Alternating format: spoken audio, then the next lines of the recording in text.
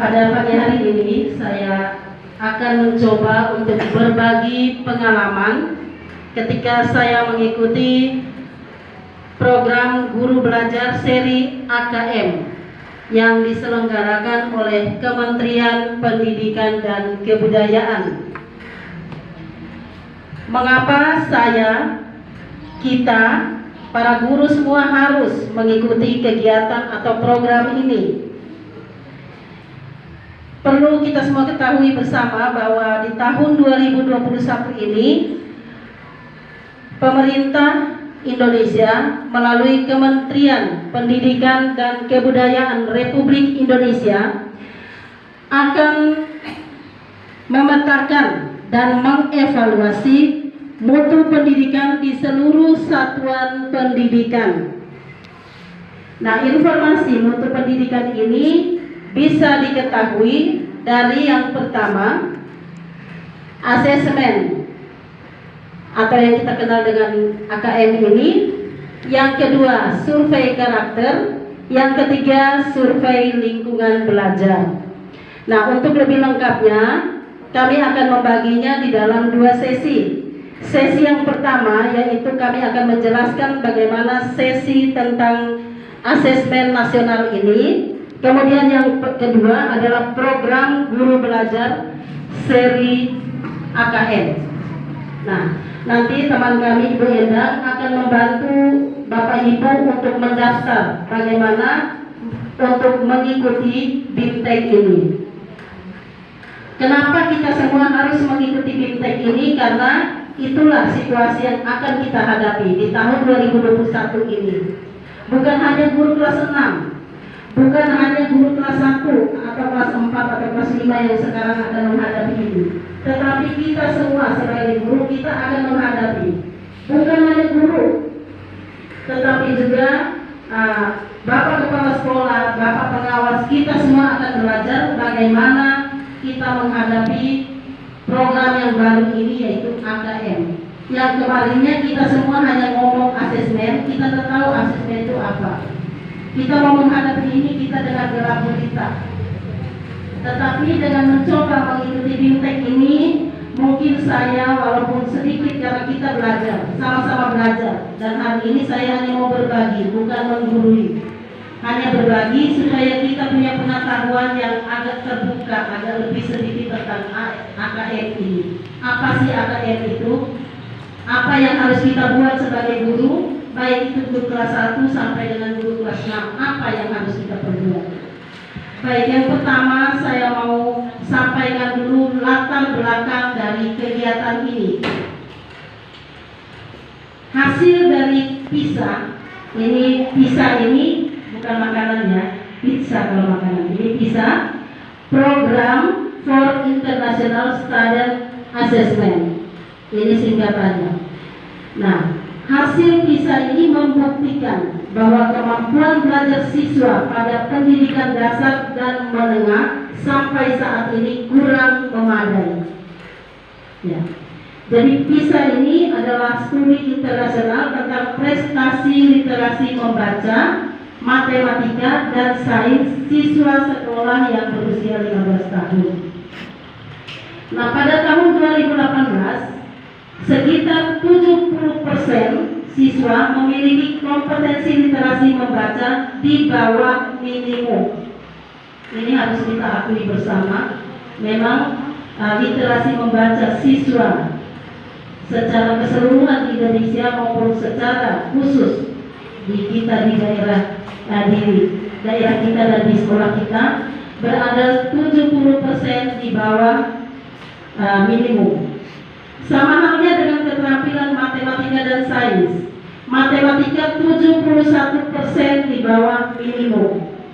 Sains 60% di bawah minimum dari kompetensi minimum untuk keterampilannya masing-masing. Skor PISA Indonesia stagnan. Jadi skor PISA itu Indonesia itu stagnan. Stagnan artinya tidak berkembang dalam 10 sampai 15 tahun terakhir. Jadi Indonesia tidak berkembang 10 sampai 15 tahun atau stagnan bahasanya. Ya. Kondisi ini menyebabkan Indonesia menjadi salah satu negara yang konsisten dengan peringkat hasil PISA terendah. Indonesia menduduki peringkat terendah dan tidak berubah selama 10 sampai 15 tahun. Maka kegiatan AKM ini mungkin bisa memperbaiki mutu pendidikan di Indonesia, termasuk di daerah-daerah kita ini. Nah, yang berikut sebelum kita belajar tentang AKM ini, apa yang dimaksud dengan asesmen? Ya, saya mohon maaf karena keterbatasan kita, harusnya ada PowerPoint yang saya tampilkan sehingga ibu-ibu tidak sebagai penonton atau ini. Harusnya kita punya alat-alat itu, tapi karena kita dalam keadaan keterbatasan yang begini, situasi dan kondisi kita di daerah seperti ini, alatnya ada, laptopnya tidak ada. Jadi mohon maaf. Semoga apa yang kami sampaikan ini bisa nyambung, bisa tersampaikan kepada Bapak Ibu. Ya, saya lanjutkan. Jadi apa itu asesmen? Yang pertama kita kenal dulu apa itu asesmen. Asesmen ini adalah proses mengumpulkan, menganalisis, dan melaporkan sejumlah informasi terkait pencapaian. Itu arti dari asesmen. Asesmen nasional sendiri adalah program penilaian terhadap mutu setiap sekolah, madrasah, dan program kesetaraan pada jenjang dasar dan menengah. Mutu satuan pendidikan dinilai berdasarkan hasil belajar siswa yang mendasar. Kebutuhan siswa yang mendasar itu adalah literasi membaca, numerasi, dan karakter, serta kualitas proses belajar mengajar dan iklim satuan pendidikan yang mendukung pembelajaran. Nah, dari mana informasi-informasi ini kita dapat untuk mengetahui bagaimana literasi siswa, numerasi siswa maupun karakter siswa? Ini akan didapat dari 3 instrumen utama. Instrumen utama yang pertama adalah AKM atau Asesmen Kompetensi Minimum. Untuk mengukur AKM ini diperoleh dari kompetensi mendasar tadi, yaitu literasi membaca dan numerasi. Numerasi ini untuk matematika. Ya. Yang kedua adalah survei karakter. Jadi yang pertama tadi AKM itu diukur dengan melalui literasi membaca dan numerasi. Kemudian ada survei karakter. Survei karakter ini untuk mengukur sikap, nilai, keyakinan, dan kebiasaan yang nanti kita akan menghasilkan siswa yang pertama bertakwa dan beriman. Ini dari survei karakter. Ya. Yang kedua bineka tunggal. Siswa dapat saling menghargai antar suku bangsa atau ini dalam bineka tunggal. Kemudian kemandirian. Yang berikut gotong royong, bernalar kritis, dan kreativitas. Ya. Kemudian yang berikut itu adalah survei lingkungan belajar. Survei lingkungan belajar ini mengukur kualitas berbagai input dan proses belajar mengajar di kelas maupun di tingkat sekolah. Perubahan sistem evaluasi dari ujian nasional ke asesmen nasional merupakan upaya untuk memperbaiki kualitas pendidikan secara menyeluruh. Dari ujian nasional akan berubah menjadi asesmen nasional, UN menjadi AN. Ya. Asesmen nasional ini dirancang untuk menghasilkan informasi akurat untuk memperbaiki kualitas belajar mengajar yang pada gilirannya akan meningkatkan hasil belajar siswa. Yang berikut tujuan dan manfaat dari kegiatan asesmen nasional. Yang pertama kita lihat tujuan. Tujuan dari asesmen nasional ini yang pertama, perkembangan mutu dari waktu ke waktu. Yang kedua, kesenjangan antar bagian di dalam sistem pendidikan. Jadi di dalam sistem pendidikan itu ada banyak kesenjangan. Contoh salah satunya adalah sosial ekonomi. Kemudian ada wilayah. Contoh Kalau di Bali pasti berbeda dengan di NTB, di Jakarta berbeda dengan NTB. Nah, ini kesenjangan. Kemudian asesmen nasional ini bertujuan untuk menunjukkan apa yang harus menjadi tujuan utama sekolah. Tujuan utama sekolah yaitu pengembangan kompetensi dan karakter siswa. Asesmen nasional juga memberi gambaran tentang karakteristik esensial sebuah sekolah yang efektif untuk mencapai tujuan utama tersebut. Ya. Kemudian manfaatnya. Manfaat dari AN atau asesmen nasional ini adalah potret kualitas pembelajaran di sekolah atau daerah, kemudian umpan balik dan dasar untuk penyusunan program peningkatan kualitas pembelajaran. Itu manfaat dan tujuan dari asesmen nasional. Kemudian yang berikut jenis-jenis kegiatan. Kegiatan apa saja yang ada dalam asesmen nasional? Ini perlu kita ketahui bersama sehingga nanti di dalam pembelajaran mungkin kita bisa terapkan.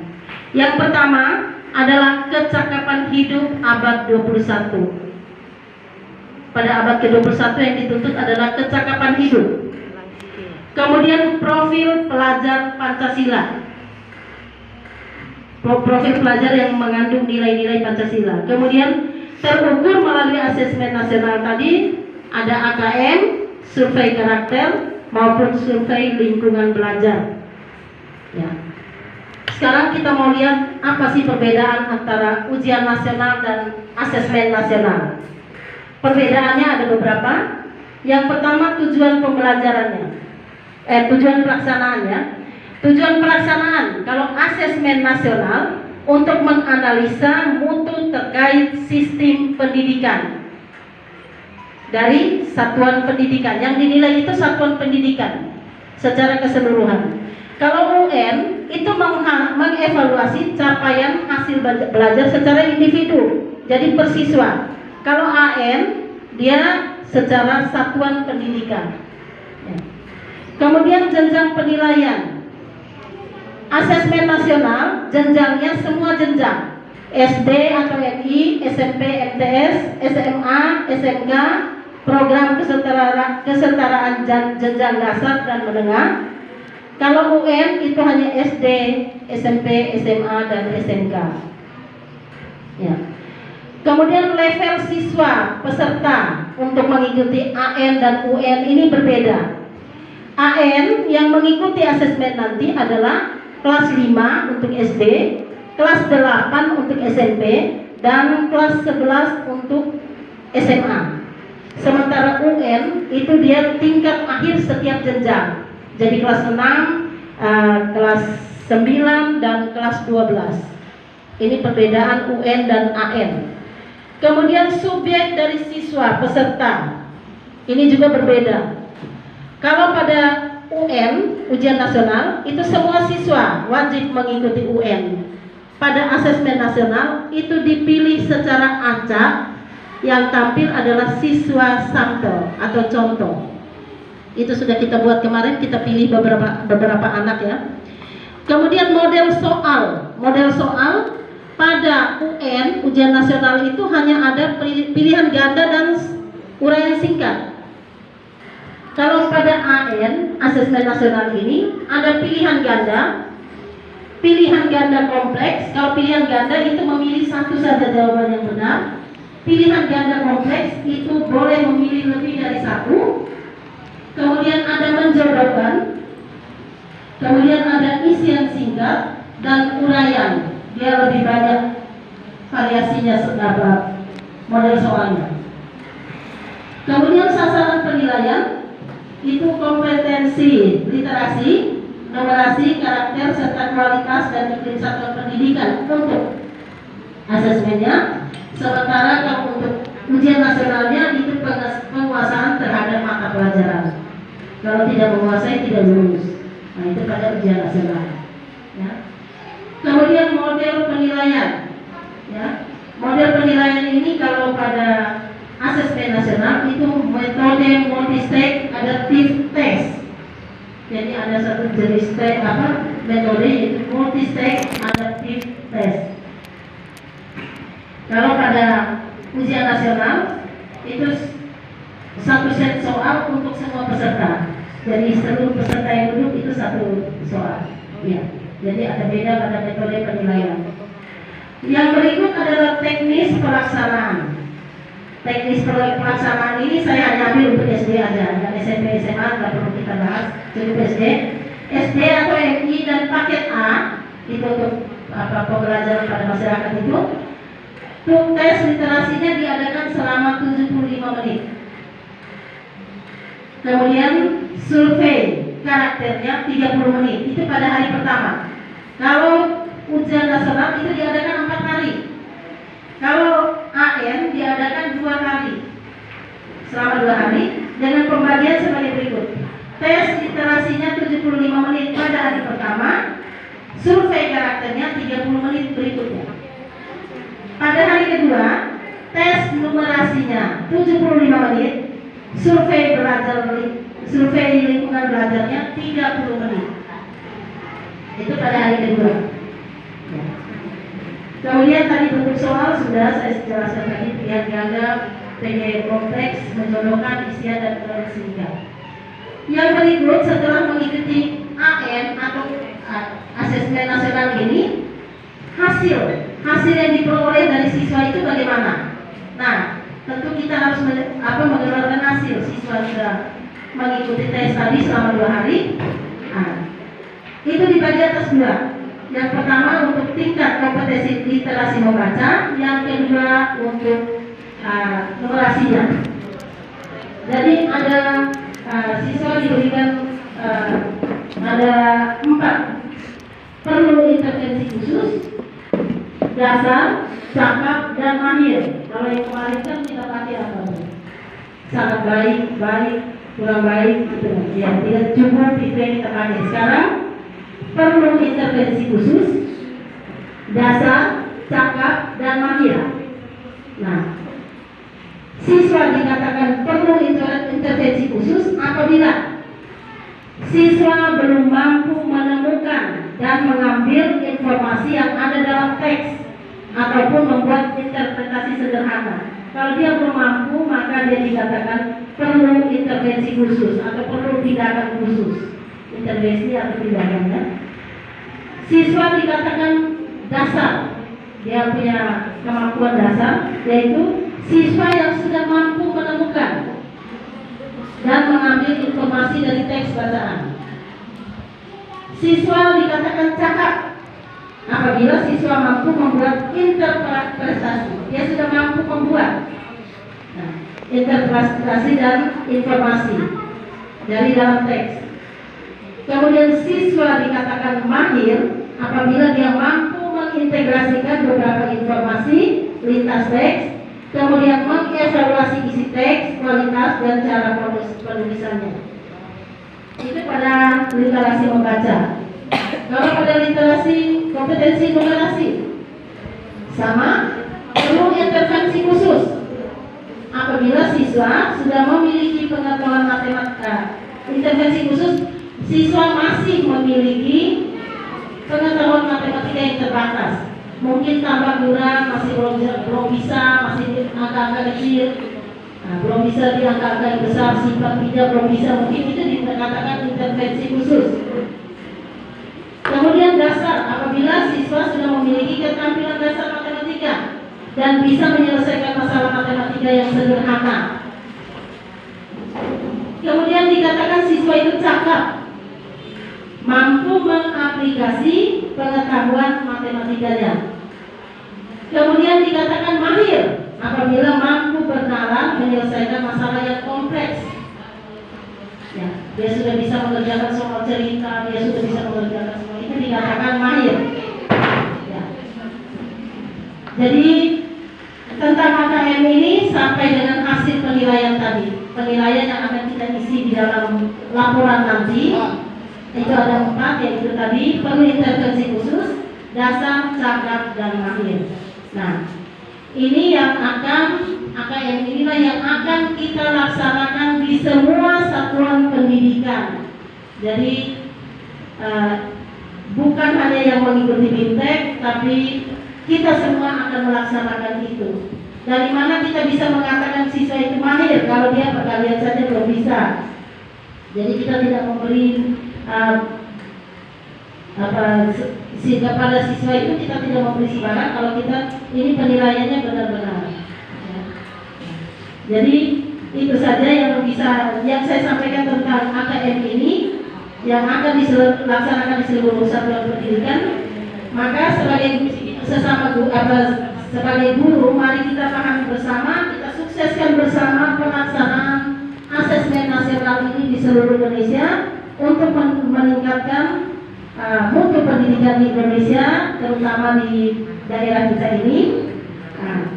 Bagaimana supaya kita lebih memahami lagi tentang AKM ini? Maka saya mengajak teman-teman semua, mari kita bergabung, mari kita menjadi peserta BIMTEK untuk mengikuti guru belajar seri AKM. Mungkin yang saya jelaskan ini kurang jelas, tetapi dengan mengikuti program ini, maka kita semua akan lebih memahami, lebih mengerti tentang apa itu AKM yang akan kita laksanakan di seluruh satuan pendidikan. Ya. Yang pertama mungkin teman-teman bertanya, apa itu program guru belajar seri AKM ini? Ya. Ini suatu program pembelajaran yang dirancang untuk membantu para guru dan kepala sekolah, pengawas, baik di tingkat SD, SMP, SMA, SDLB, SMPLB, SMALB, maupun PKBM yang sederajat untuk melaksanakan asesmen nasional serta menganalisis contoh asesmen literasi membaca dan numerasi pada AKM. Siapa saja yang bisa mengikuti atau menjadi peserta program guru belajar AKM ini? Kita semua, baik itu guru SD, SMP, SMA, SMK dengan sekolah luar biasa yang ada, kepala sekolah, pengawas, kemudian peserta yang berasal dari pusat PKBM, pusat kegiatan belajar masyarakat. Kemudian yang tidak kalah penting yang bisa mengikuti ini adalah yang sudah memiliki SIM PKB. Kalau belum memiliki itu, bagaimana belum bisa ikut? Karena untuk masuk ke sana kita memasukkan akun kita, ya, akun SIM PKB kita dan kasur kita itu. Kemudian pola kegiatan tahapan. Saya kemarin diajak oleh Ibu Endang, saya tidak mau karena saya juga orang sibuk. Saya juga tidak punya waktu, terutama malas. Mungkin karena kena virus corona ini malasnya lebih tinggi. Tapi setelah saya mengikuti, saya bersemangat karena pikiran saya jadi terbuka tentang AKM ini. Yang pertama, ini lebih fleksibel ikut program ini. Karena kita sendiri mengatur waktu. Kalau BIMTEK yang diadakan biasanya kita harus ambil jam 7 pulang, jam 9 malam atau apa itu. Sekarang fleksibel, sambil jalan, sambil kerja yang lain kita bisa sambil mengikuti BIMTEK ini. Ya. Saya dari jam 7 pagi kemarin sampai Medan, jam 10 malam baru saya selesai. Karena sambil masak, sambil cuci, sambil segala macam saya bisa melakukan ini. Ini lebih fleksibel. Kemudian dari segi waktu ya, kemudian lebih mudah. Apalagi kalau diikuti oleh kita sama-sama rame-rame ikut pasti lebih mudah karena saling membantu. Kemudian lebih kolaboratif. Tahapan yang akan diikuti yang pertama adalah BIMTEK itu sendiri. 1 hari penuh kita mengikuti BIMTEK itu ada materi, ada kuis. Dan Bapak pengawas saya terima kasih karena kuis yang pertama saya dapat 80, yang kedua saya dapat 100. Kemudian hasil terakhir saya adalah 90,96% nilai saya. Jadi itu artinya saya tidak bodoh-bodoh amat. Dari kemarin memang saya bodoh tentang AKM, tapi akhirnya pikiran saya terbuka selama mengikuti BIMTEK ini. Ya. Jadi senang karena bisa mengikuti itu. Apalagi yang muda-muda ya, jangan mau kalah sama saya yang tua. Ya. Kemudian waktu pelaksanaannya ini pendaftaran angkatan 1 sampai 11. Saya dan Ibu Endang itu angkatan ke-6. Masih ada waktu, dibuka dari 22 Desember 2020 sampai 23 Februari 2021. Kemudian tahap yang kedua setelah BIMTEK adalah pengimbasan yang hari ini kami lakukan. Pengimbasan itu dibuat dalam video untuk diupload di YouTube dan dikirim ke sana sebagai syarat untuk mendapat sertifikat ya, dan piagamnya. Ada sertifikat dan ada piagam. Apalagi yang mudah-mudahan Pak Yudi bagus untuk naik pangkat. 32 jam pelajaran ini. Nah, mantap. Jadi yang naik pangkat semangat, Bu Desi. Ya. Pengimpasan ini akan dilakukan dari tanggal 9 Januari sampai 27 Februari. Nanti akan juga dibantu bagaimana mendaftar, bagaimana ini semua. Nanti Ibu Edam akan membantu juga. Ya. Kemudian apa yang didapatkan dari peserta program guru belajar dari seri akademik ini? Yang didapat tentu saja yang pertama pengetahuan, pengalaman belajar yang seru, kemudian bisa belajar bersama. Dari Bapak pengawas juga kita belajar bersama, Bapak kepala sekolah kita belajar bersama. Jadi tidak ada yang pintar, tidak ada yang bodoh, kita semua sama-sama belajar, kita bersama-sama mengenal ini AKM ini apa. Kemudian pemahaman tentang AKM ini lebih bertambah. Yang berikut itu yang menguntungkan bagi yang masih mau naik pangkat adalah sertifikasi sertifikat 32 jam pelajaran dan piagam penghargaan. Ya. Cara mengikutinya bagaimana? Kami akan bantu untuk bagaimana cara masuk pada situs kegiatan ini, https://kemdikbud.go.id. Ya. Saya yang nggak tahu ini boleh pakai HP Android. Saya kemarin tidak mau ikut karena saya tidak punya laptop saya sudah rusak. Saya tidak mau ikut, tapi ternyata dengan HP Android kita bisa masuk. Ya.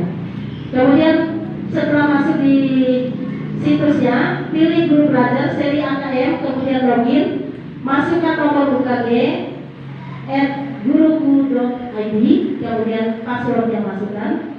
Kemudian silakan pilih angkatan.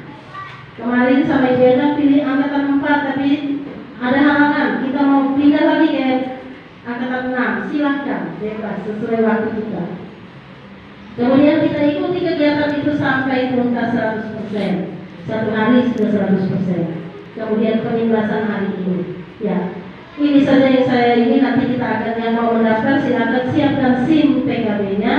Nanti kita bikin video lagi bagaimana teman-teman mendaftar. Nah, terutama untuk adik-adik saya yang masih muda, yang masih semangat, mari jangan mau kalah sama saya yang kedua, yang sudah berhasil melewati 2 tahapan ini. Ya. Jadi saya mengajak teman-teman semua, silakan minta bantuan di sini. Kami akan membantu bagaimana cara untuk mengikuti BIMTEK ini. Lumayan 32 jam naik pangkat lalu. Ya. Demikian, terima kasih banyak. Saya minta Bapak pengawas untuk memberi tambahan dan masukan untuk kita semua. Terima kasih.